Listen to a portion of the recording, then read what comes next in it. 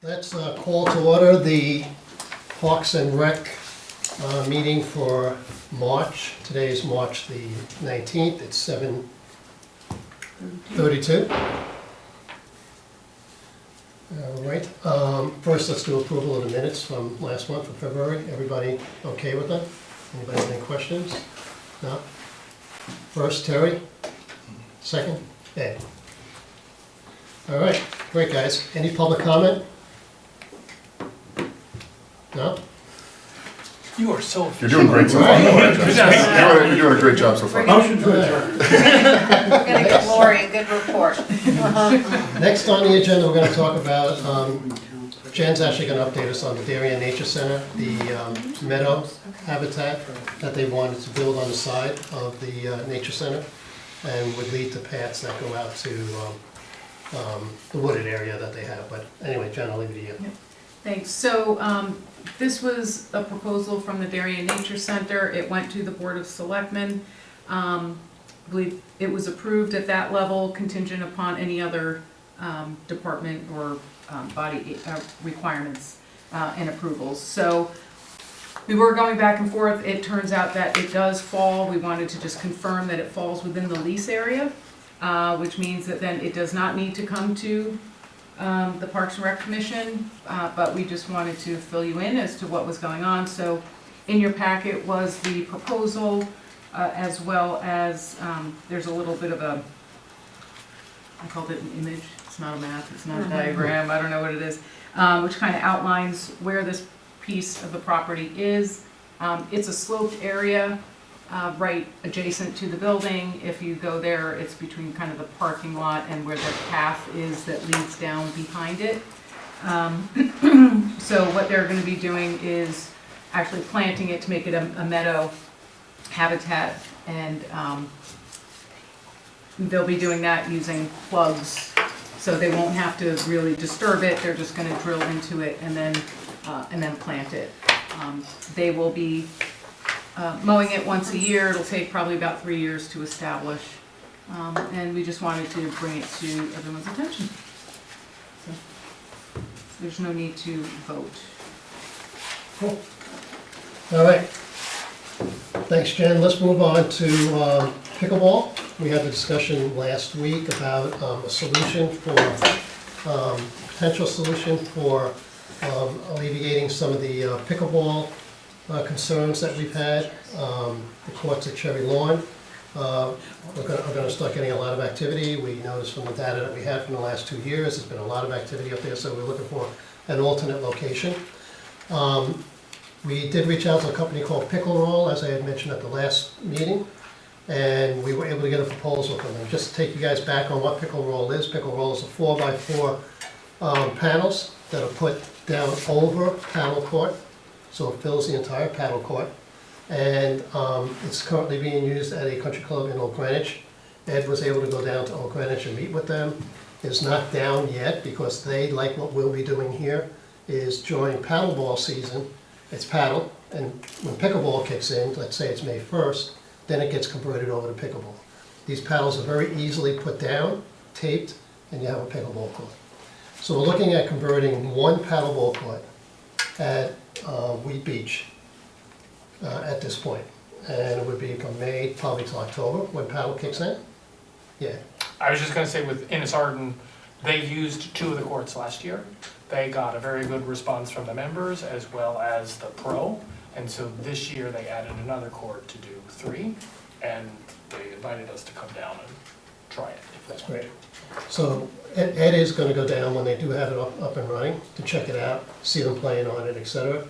And I do have another reference that I'll be reaching out to this week, who's also using it, who's not in the area, but I'll be able to have a conversation with them on the phone about how they feel about it, how their members feel about it. So we feel that this is going to be a good solution. I gave you guys a copy of the 0, 0 and a third. what? I gave you guys a copy of the proposal. This is one for you, Amy. Thank you. 3-1. And what we want to make a motion on tonight is to take this proposal to the Board of Selectmen for approval. We're asking for $10,436. $10,500. $10,500, and that'll cover some of the taping. Yes. Okay. So, $10,500 for one court at Lee Beach. So one paddle court converted to pickleball.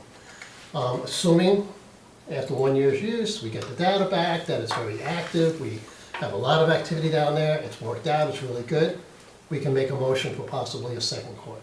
But at this point, we're just gonna go for one court, okay? So what I wanna do is make a motion for, Before we do, can I, just one recommendation? If this passes and moves through, can we try and prioritize one of the paddle courts that's either right next to the paddle hut or next, so that people can actually see that, you know, we're using it for pickle over the summer and try and drive more people, more foot traffic? well, so the court that we're looking at is number 6. And the reason we're looking at number 6, it is a little bit further down, Yeah, okay? But it is gonna be surrounded by a lot of brush and kinda into where the rock is as well. So, if there was to be any concern about sound, it's gonna be muffled. Okay. Okay? So, I understand what you're saying. Yeah. As far as visibility, but, I think we'll be making mention, right? Parks and Rec will be. Yeah. yeah, I was gonna say, we blast it out. Yeah, you know, we'll that'd be get fine. stuff out there, but that it's there. Yeah. John, did you have a question? Yeah, just so everybody knows, I think this is a great idea, and particularly given your input, Ed, will be interesting to see how you like playing on it when they have it set up.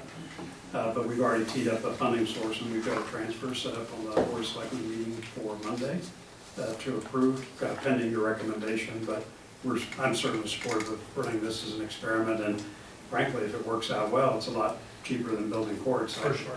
I'd be supportive of buying a lot more than just one more. So let's see how it goes, and particularly from the experts. And I think this is a great experiment. Great. Thanks, John. Just one quick one, the Ennis Arden courts, that's the one that everybody down there loves it, you said? Yes. And is this the same one? Next So time. take it, okay, perfect, because, They said it was easy to take up, like, they had, perfect. Yeah. No, the only reason for the comment is I did not make the last meeting, but then did a bunch of research on the backside of that, and there's huge success with this, but varying degree, like, the one you get appears to matter. And I wanna make sure we get the right one, so if this is the right one, perfect, great. Where will it be stored or kept off-season? We have to figure that out. I don't know how big of a. I don't think it's size like, it is. like I don't think tiles, it's, like yeah, I you don't put in think your it's very much. basement, you know, Yeah. it's So I'm that sure kind we can of. find Well, space. it's like fine. this It'll thick. alternate weeks. We'll put it at your house. Yeah. What?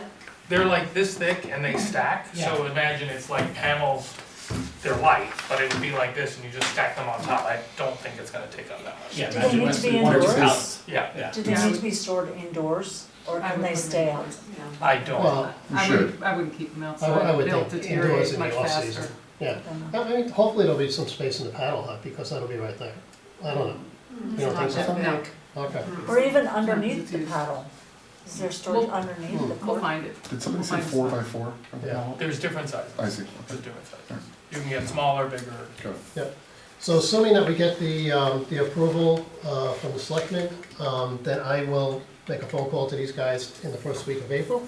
We'll get the wheels going, it's about 6 to 8 weeks for delivery. So I'm assuming we'll probably have this up and running for Memorial Day. Okay, Motion to approve? Second? great. All in favor? Yeah, you do have to call for a vote. Yeah. Yeah, well, I'm glad you did. I would like to thank you for all the time and energy you've put into this effort. Yeah, thanks, So Amy. thank you very much, Jim. And I'm also pleased that we are kind of nestling it for this first one, for the neighbors, sort of nestling it in where it's a little quieter. We just want to be respectful of them. So, but this Mhm. sounds like an elegant solution, and I'm really happy for everybody. Great, thanks, Amy. Does the department install it or does the company install it? Department installs it. The company can come up here, but then there's an additional cost of flying them up here to do that, and it's really, they'll just give us a video as to how it's installed. And it's simply putting them down and then using the tape to go over the lines. Yeah, the Innis Arden people said it was pretty simple. You do. Well, they, hopefully a better video. Okay, guys, great, moving along. The advisory groups, we're not gonna have to talk about either tonight, the No. approval for that? No, that we would. We would for Mary Louise's group? Okay.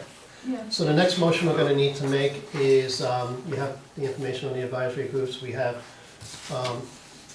the invasives group that Mary Louise oversees. And so we're gonna need a motion, I want a motion to approve that, that group, that advisory group. Change in the name, is that what we're doing?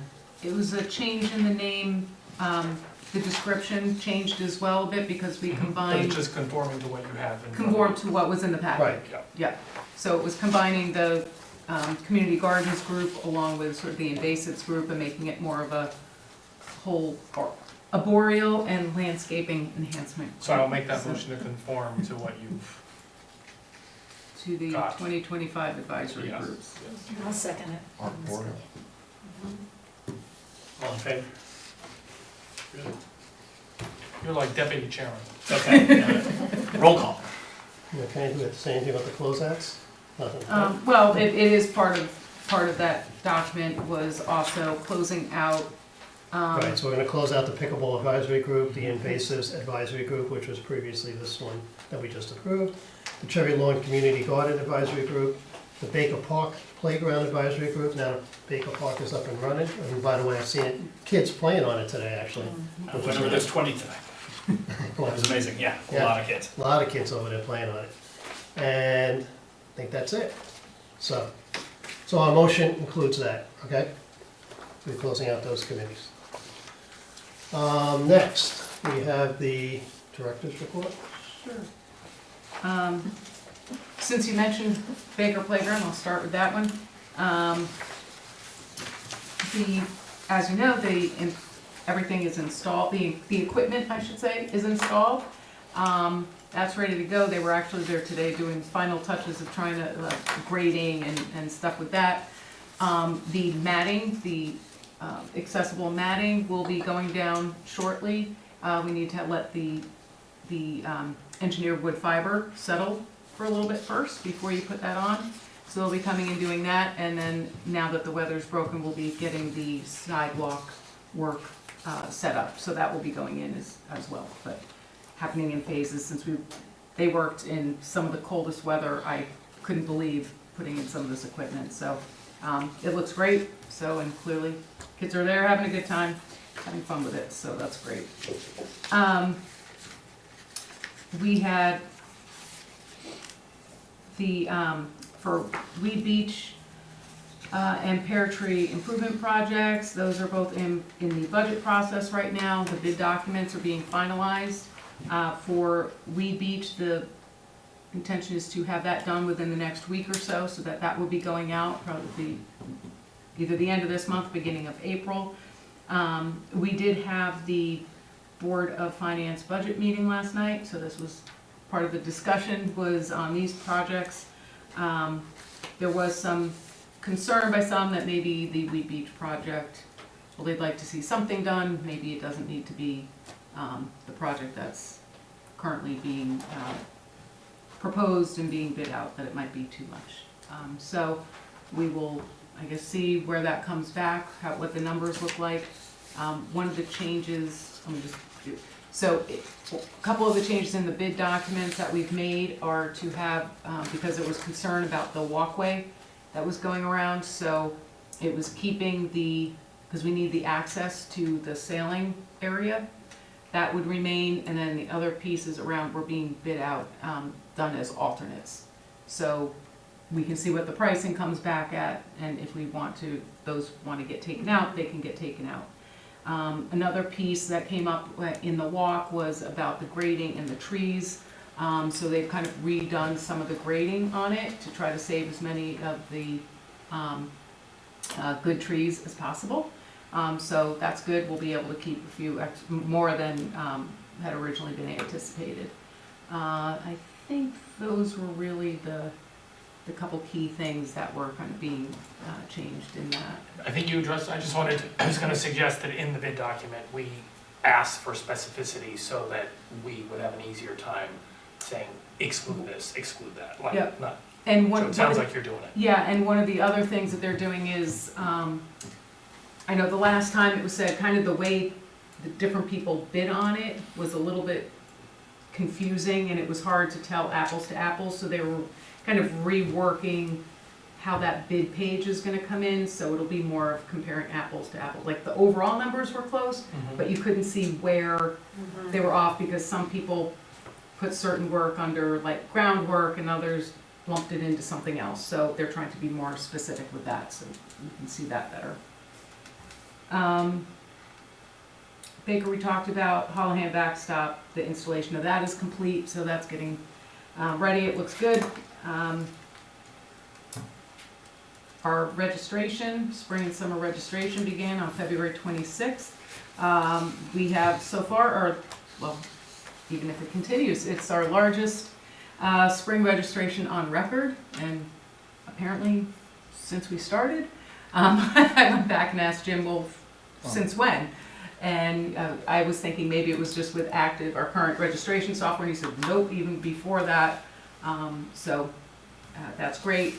I'm not gonna go through all of them, but you'll see in the packet, I put some of the numbers from our first day, the first hour, the first 5 minutes. I think what you can see from that is people know that there's a demand and people are jumping on and really getting in, and I mean, the first 5 minutes was $55,000, almost $56,000 more than last year. I was at the login exactly when it started, and I still did not get all the tennises that I wanted. I had to take my back up. Yep. So it's great. Membership does not have its privileges. No, I've tried that already for something. That's Sorry. good news. You gotta pay full Yeah. price, yeah. So that's great. Paddle season ends officially kind of Saturday, March 29th. Lights will be kept on so that people can play throughout the season, or throughout the summer.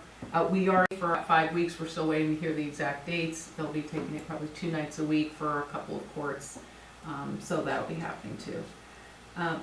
Our kayak and paddleboard storage lottery was conducted on March 11th. That's another hot item, hot big seller. So, as you know, there's only 150 spots. We had 353 lottery participants this year. The interesting part is the trend is going downward. So last year we had 382, and I know the year before we had up over 400. So we're seeing that kind of falling off a little bit. Not a lot, because there's still way more interested in it than the days that we have. Our lifeguard interviews are complete, so we should have a full staff, so that's great. We're busy working on everything getting ramped up for the summer. Cassie is out on maternity leave. She had a little baby girl, so I know they're home. They're doing well, so that's great. Staff are also working on the Youth Commission summer youth camps, so that's taking up a bit of time as well, due to the unfortunate passing of the director, Alicia Sillers. So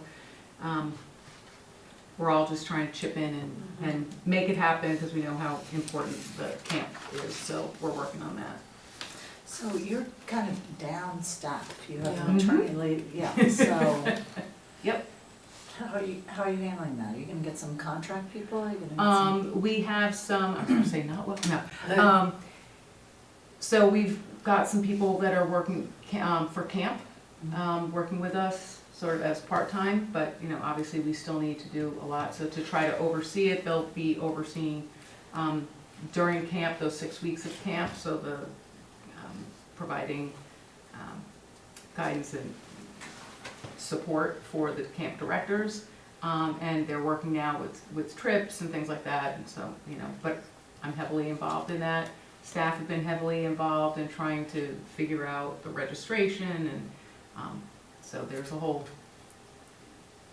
there's kind of its own system on how that all worked, so we're also trying to figure that out, so it makes it difficult when it's a department of one and nobody knows all of the ins and outs that were going on, so we're trying to take care of that, so it's a lot. There's a lot going on. There's a lot on your plate the next couple of months, because Yeah. this is it, this is the season, everything starts rolling. Right. Getting all the numbers, it's crazy how much is on your plate. Yep. But, you know, Exactly. Well, We'll help get you out, through, we're we'll get okay. through it.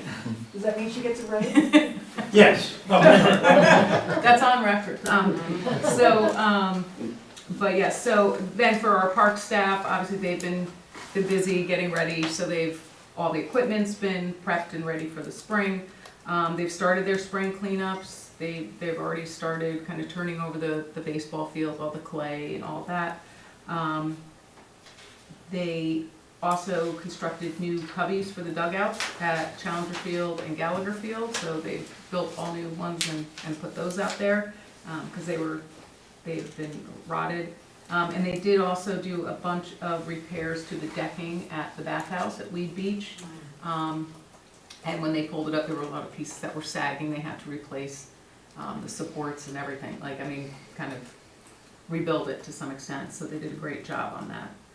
And then just some of our upcoming events, May 18th is our Adventure Day. And unfortunately, the thing that I just found out about last night is our concert series with Baywater Properties. They have decided not to do them this year. So I'm not sure what we're gonna do, because with Cassie out, you know, how we're gonna handle this, because they were basically the ones that handled all of that in the bookings. They've decided they want to wait until their project is complete and go back to doing what they were doing in the past, so. okay, so there'll be no summer concerts then, Tilly Pond, which was the old, the new Correct, that site. was it, correct. Okay. So I mean, we're not gonna have the bandwidth now. I think when Cassie is back on board, at least working from home part-time, we'll see what we can line up. Mhm. But what we're able to do, it'll be dependent on what we can pull together. But we'll try to get something in, but it won't be as Okay. regular. Do you know if Baywater, I think they do usually one or two benefit concerts that were separate from That I Parks and don't- Rec? I don't know, they just said not in Fantastics the, and stuff like that. they said they're not gonna be doing this summer in the park this year, so, Okay. so that's pretty much, Who's gonna be at Adventure Day from your, it'll be me, and then we'll have some other part-time, from the office, it'll be me. okay, I've got that on my calendar too, so let me know how I Awesome. can help. Okay, thank you. I might have overlooked this. Can you speak a bit about the pear tree improvement project? You talk about Oh. weed. Oh, yeah, Yeah, so, just briefly. that, I will say, seemed to get more positive feedback last night. And one of the things that we are looking to do that was talked about again last night is our dredging for that was going from the boat ramp around, sort of the corner of the boat club. And then there's also harbor dredging that is in the works. So they've gotten some good news that sediment tested clean. Really? So, yeah. So we're trying to now coordinate sort of the dredging process, so if we think we'll get better economies of scale, you know, it'll be better pricing and things like that if we're able to connect the dredging pieces. And then we'll be doing so then our project may turn into just the parking lot and the boat ramp. So that too, we're expecting that bid to be ready to go out, I believe, the beginning of May. That's what we're shooting for, is May 1st. Okay. And if it's clean, can they dump it in the sound? The clean can go into the sound, we know ours is not. Oh, Our our part is not, our part that would be dredged is not. And where is that gonna go? That will have to Pennsylvania go or somewhere else, I think it's usually to New Jersey New or Jersey or something like that. But Pennsylvania. apparently they put GPS on the barges or something and know Yeah, where I'm they're going. sure. So, Okay. but, you know, it'll be done, there'll be two separate permits, but we can combine both, we think, under one project. So that's what we're aiming to do, that's our goal, and we'll see where that goes. And assuming that May, you get the approvals and everything done by May, then this would start at the end of the season in September, the dredging? Yes and no. So we do have to go back. So as part of the 6-year capital plan, these will not be included, when they approve whatever they approve as that 6-year plan, the funding for this is not approved because it would be bonded. So we'll have to go back out through the bonding process.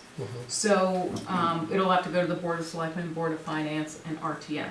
So part of it, we'll probably be able to go through Board of Selectmen, Board of Finance over the summer. RTM doesn't meet July and August, so that might have to be on September.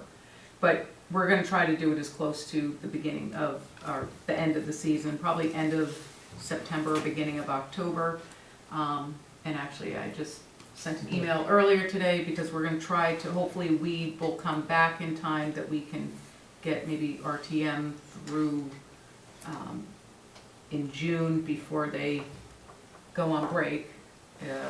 And then it can go back, in talking to Jen Trineski, we can probably do them kind of parallel with Board of Selectmen and Board of Finance, so that all three of them, and we can get them done, so that we don't have to wait until after July and August. I was just thinking that the boat club would have to notify their members to have their boats out of the water by a certain date. Right, right, so we'll coordinate that with them, but once we have a better handle on timing, with Okay. all that.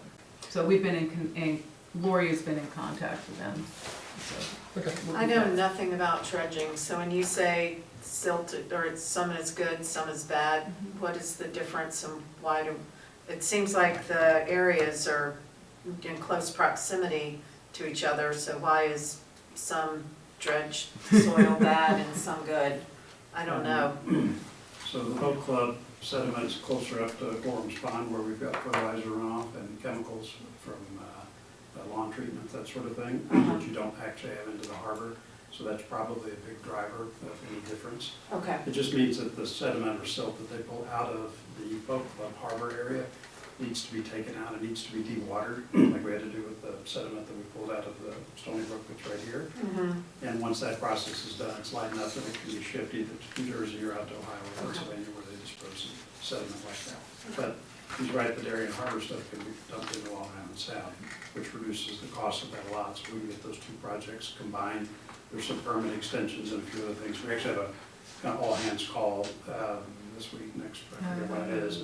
But all the Week of the people have been 7th. working on this to pull it all together. Let's go through our list of what needs to be done, and if we can combine those projects, maybe we can get that done before the actual parking lot work starts, so that can be sequenced, because we're gonna need to use part of the parking lot to do the Yeah, dewatering. yeah, okay. You know, it's an interesting situation.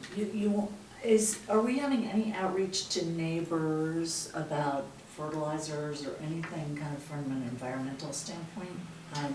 Because So the there- taxpayers now have to pay for the cleanup that private homes, right?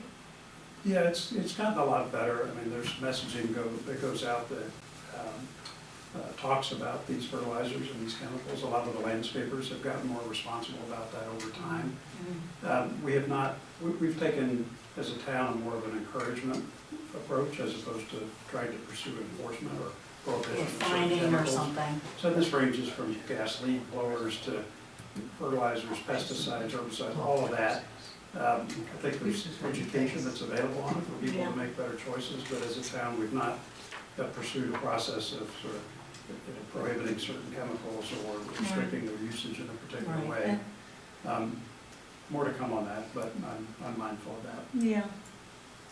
I suppose also if you're on the water, you pay higher taxes, right? So There's always a reason for higher taxes. there's always a reason. Okay. Is that everything? Yep, something like that. Okay, cool. Anybody else have any questions? No? All right, let's move on to the chairman's report then. Lori sent some notes on things that she'd like to update us on, and that's Great Island we'll start with. So thanks to those who attended the information session at Town Hall on March 1st. It was extremely well attended. It was packed, actually. I don't think there was an empty seat in the room, to be honest. And then after they adjourned from the auditorium, everybody went into the gym where all members of the Great Island Committee made their time available to answer any questions that they had and do any demonstrations. There was a big, what do you want to call it, Model. model, yeah, right in the middle of the gym that showed everybody what they had just seen before slides inside the auditorium. So I think it was very well received. The committee, working with Reed Hillebrand, is well into the master planning process, and that'll be completed this summer. Lori asked that we all complete the online survey, which will be closing in a few days. Also related to Great Island, the selectmen considered expanded dog rules, that dogs can go wherever people can go, except on the bridle path. They must be on a leash. The selectmen approved for the start of June 1st to allow time to improve enforcement, set fines, and have RH identify any additional areas that need to be carved out. These discussions have given the opportunity to me, meaning Lori, to speak about the need for improved enforcement in the parks, which was also discussed at the selectmen's meeting. It was agreed there should be consistency. We need to do some work around our fine structure, and Lori will coordinate with Jen soon and bring forward to the commission as necessary. All right? Jim, Yep. would you mind if I could add to that a little bit? Of course.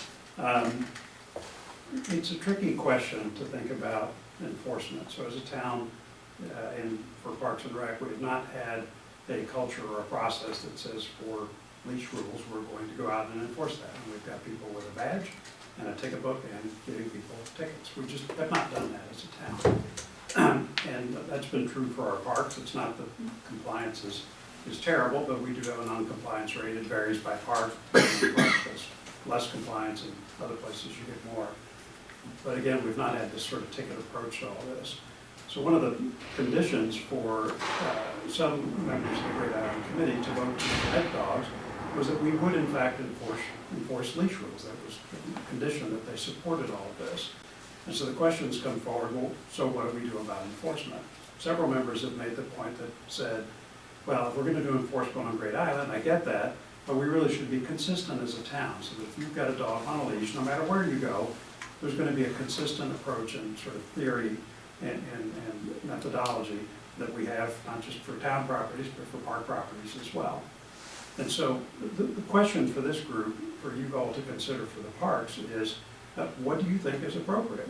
What motivates you in terms of leash compliance? And we're going to need to get our minds around that. Part of the reason that the rule change for Great Island doesn't take place until June 1st is to kind of give everybody who's got an interest in this particular topic to weigh in and think about it.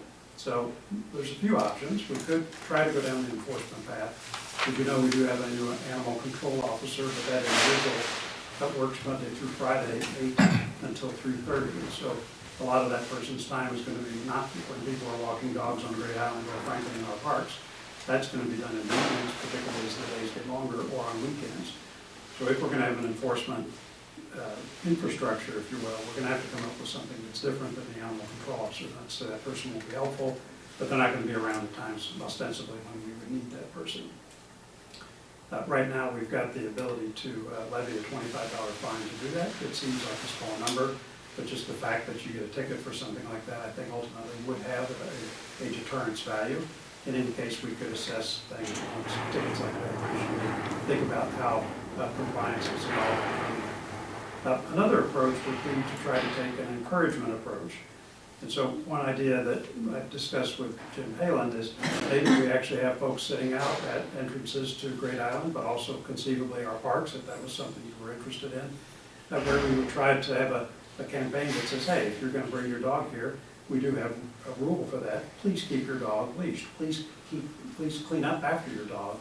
If we could get that, we might get to a lot better compliance simply by encouraging people to do that. That allows us to get closer to the compliance we all seek, but while avoiding kind of this enforcement culture that as a town we just haven't had for things like this. So I don't have a clear answer in my own mind as to what the best way. I kind of like encouragement first, and if that doesn't work, to try something that's stronger. But I'd like you all to think about it from a park standpoint. For parks, this body needs to decide what you're going to do. It's not something we can impose. I do think there's logic in trying to be consistent between parks and what we're going to do on Great Island. So more to come. I invite you all to pay attention to discussions with the Board of Selectmen as we kind of wrestle with all this. I'm thinking about putting it on our agenda and having it just standing there for the next several meetings so that people can start to weigh in and think about what they want to do. And I'd be interested in hearing you all take it up and thinking about what you want to do for the parks. But I think we can come up with something that works for Darien. We just need to spend a little time on it. Can I make a comment? Yeah, sure. Yeah, I think it's really helpful what you're saying, but I think, as you said, like, you, basically, the position on leashes on Great Island was a compromise to sort of get a result, and I wouldn't think that it necessarily needs to apply, the same process there, the same rules there, would necessarily need to apply to all of our parks. In the same way that we might, or the town might choose to prioritize enforcing speed limits by schools more so than some other roads. And, I mean, it's not to say that the group doesn't necessarily want to sort of do something differently, but I'm kind of a big believer in having rules that people are gonna follow and not put so many, like, if you look at our rules, that, you know, that you all or the prior commission has approved, I think it's a little bit intense.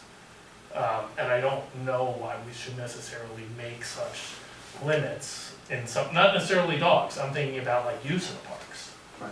You know, like, oh, you know, you can't come in and use the pickleball courts before a certain hour, but you can come in and walk your dogs, or play tennis, or whatever. I'm not trying to get us off, I just think that, like, it's not an easy thing. Well, that's why giving this some thought is going to be important, because whatever we come up with, we want to put in place and have some confidence that it's going to be durable over a period of time, as opposed to having to change those rules.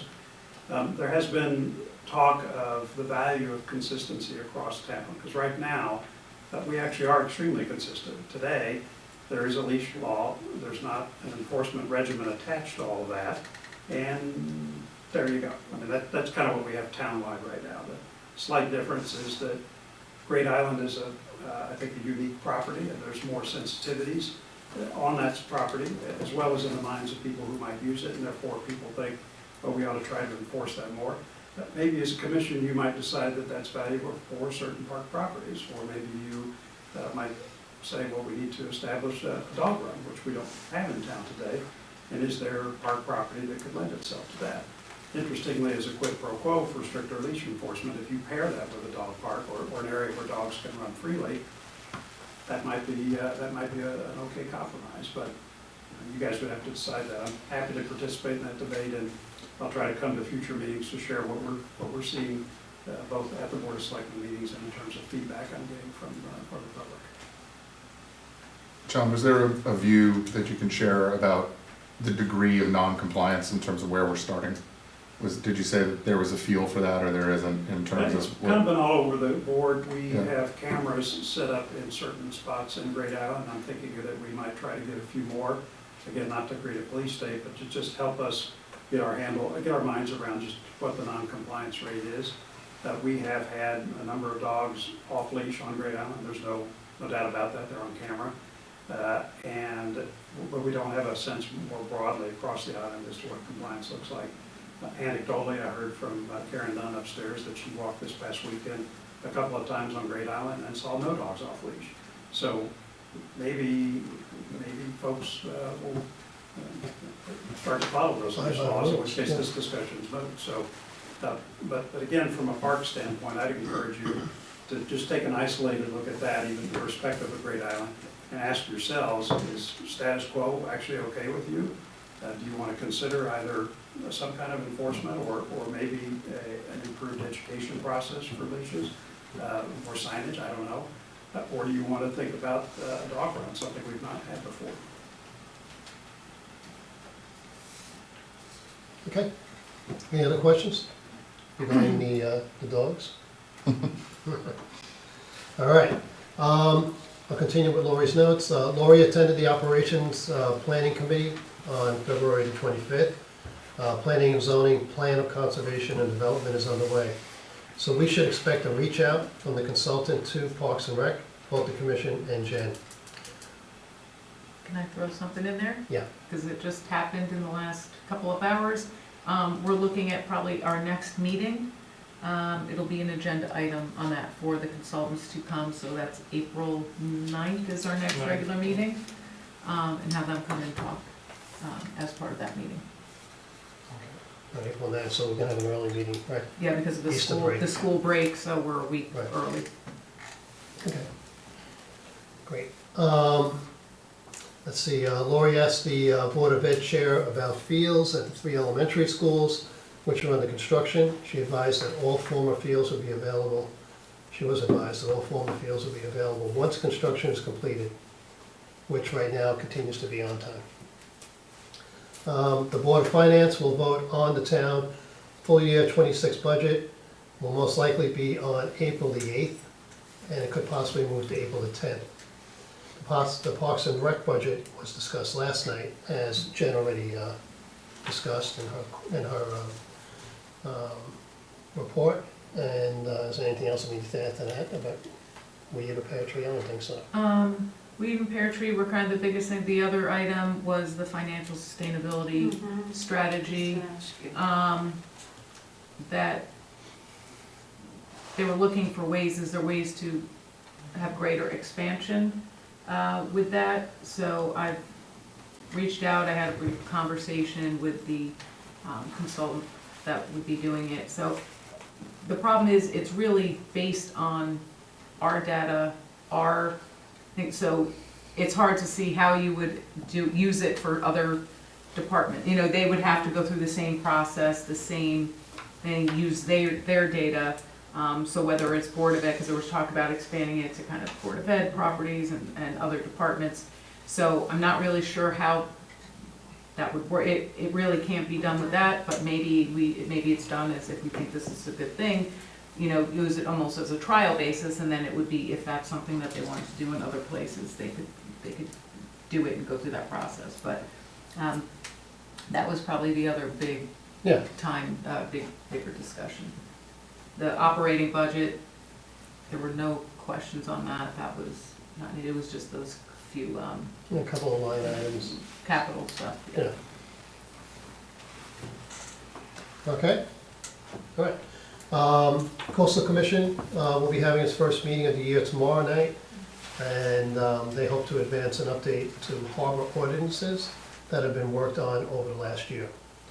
Lori and Jen will be working with Dan Biggs to tighten up the plan for Weed Beach, specifically reducing the paved loop as requested by the selectmen and others, while still assuring accessibility requirements are met.